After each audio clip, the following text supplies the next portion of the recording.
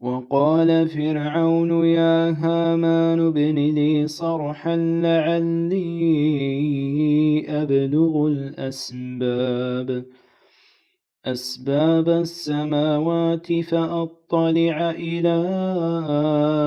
إله موسى وإني لأظنه كاذبا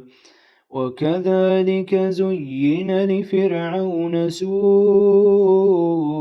عمله وصد عن السبيل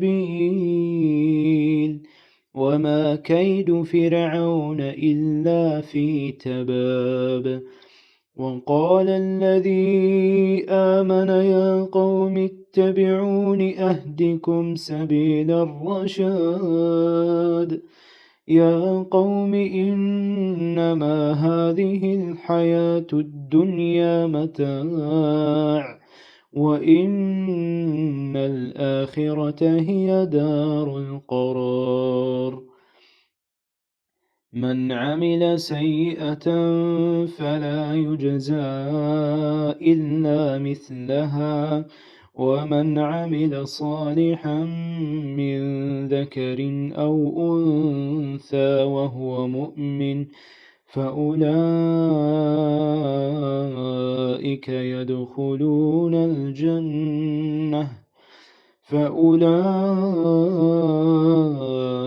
يدخلون الجنة يرزقون فيها بغير حساب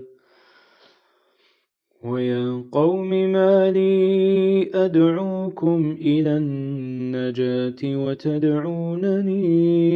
إلى النار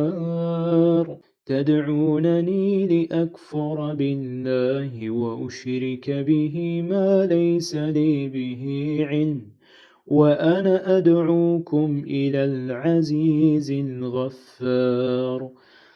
لا جرم أن ما تدعونني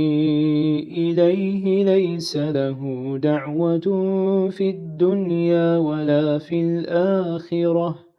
وأن مردنا إلى الله وأن المسرفين هم أصحاب النار فستذكرون ما أقول لكم وأفوض أمري إلى الله إن الله بصير